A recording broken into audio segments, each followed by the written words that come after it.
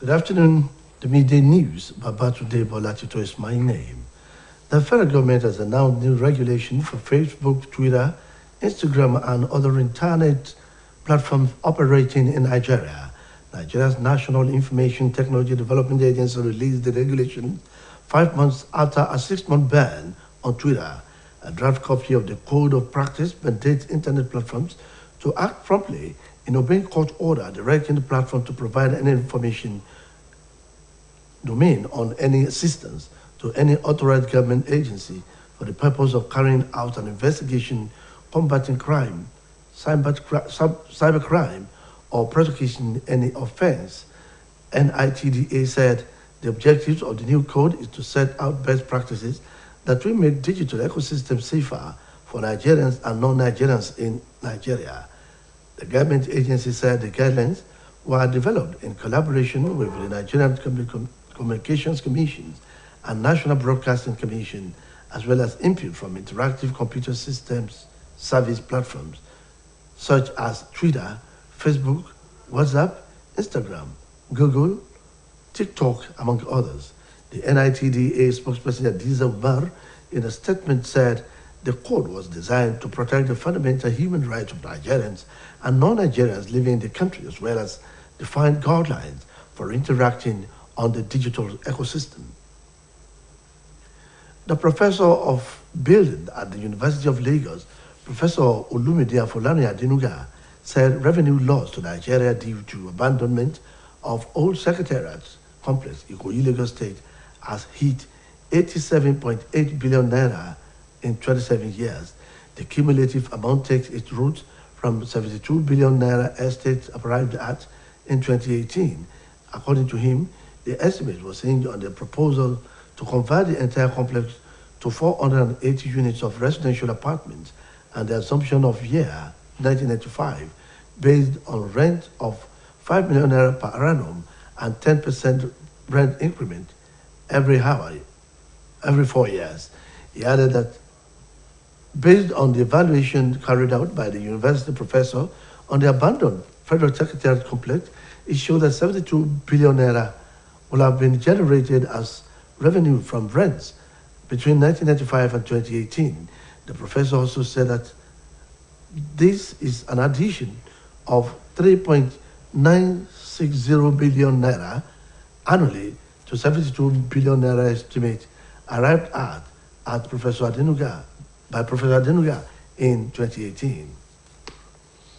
As part of activities to mark the World Blood Donor Day today, the World Health Organization has decried acute blood shortage in Nigeria and other middle and low-income countries, even as it urged mandatory screening for human immunodeficiency, virus, hepatitis B, hepatitis C, and syphilis before any blood donation.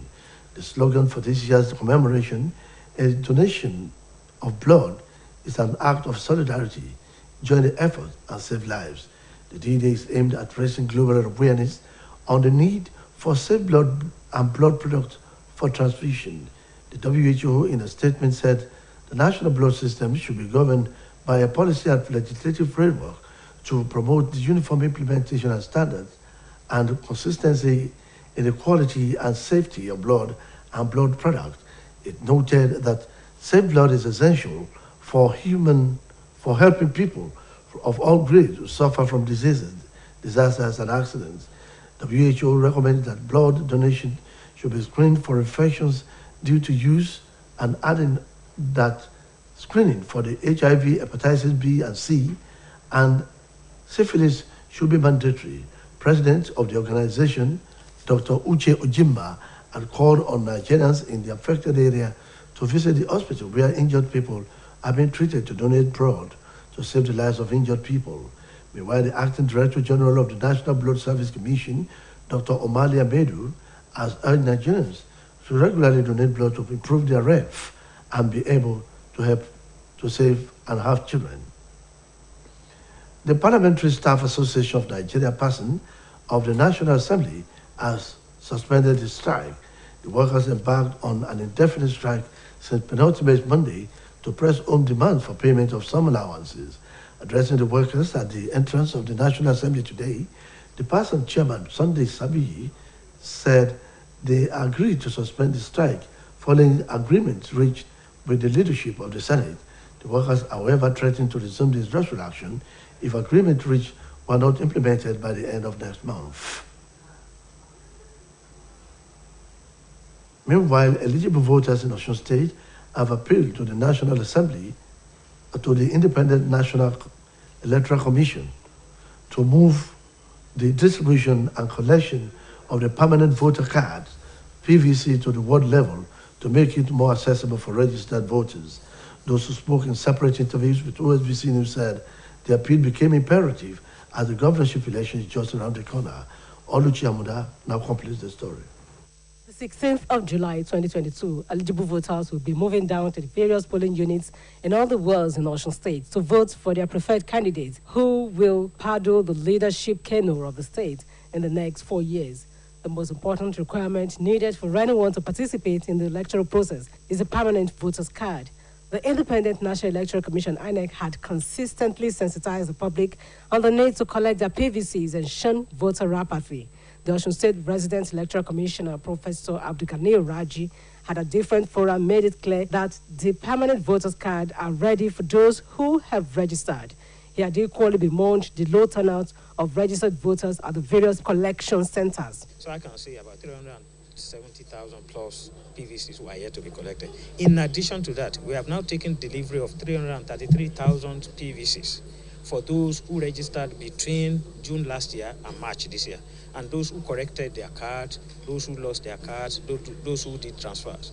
These 333,000 PVCs and the old ones, 370,000, are all at our local government offices. So people should go to our local government offices to pick their permanent voters card. OSBC News paid a visit to the INEC office along Lameko Road in Oshogo, one of the collection centers, and observed that registered voters are trooping to the center on a daily basis to pick their PVCs. Some of those who spoke in separate interviews with OSBC News lamented that the process of getting the PVC is so rigorous. They appealed to the electoral body to take the PVCs to the various wards for easy collection. I don't come about 3 times now before I collect it today.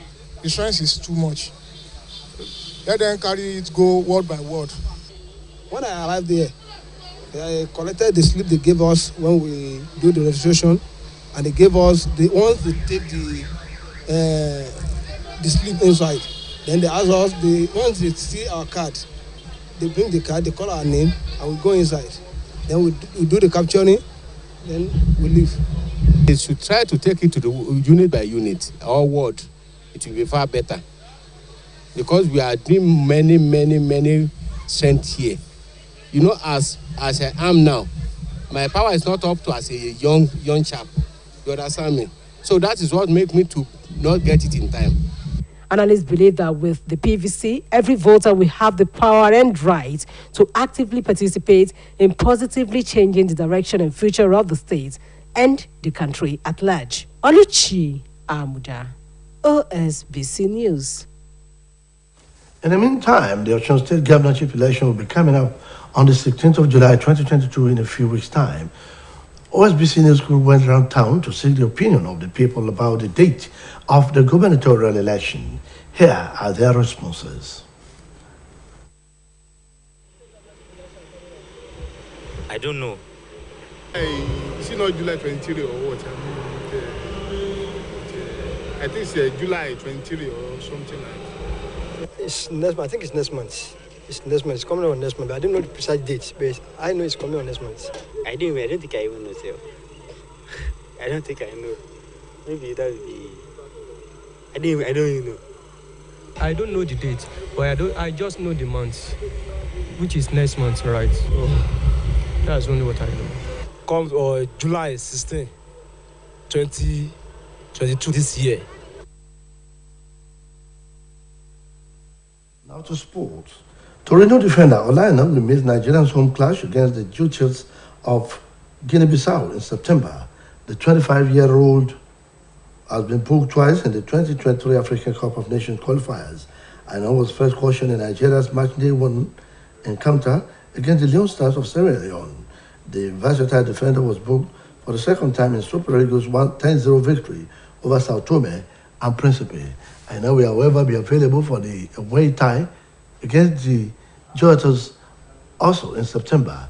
The Super Eagles will host Guinea-Bissau in their match day 3 encounter at the Mashoud Abiola Stadium on September 18. Jos Pesaro tutored Eagles, now top Group A, with 6 points from 2 games. The United Kingdom is due to send the first plane carrying asylum seekers to Rwanda despite last-ditch legal bids to block the deportations, mounting pressures and protests and UN criticism. Campaigners said a charter plane is set to leave one of London's airports today and land in Kigali tomorrow after British judges rejected an appeal against the deportation. Clement had argued that a decision on policy should have waited until a full court hearing on the legality of the policy next month. 31 asylum seekers were due to be sent, but one of the claimants, the NGO Care for Clays, tweeted that 23 of them had now had their ticket cancelled. Reports say those due to be deported include Albanians, Iraqis, Iranians, and Syrians. That ends the media news on OSBC TV. It was edited by Olubunmi Ajiboye Agbola. Babatunde Bola to trace my name. Join us at 3 for the state news. Good afternoon.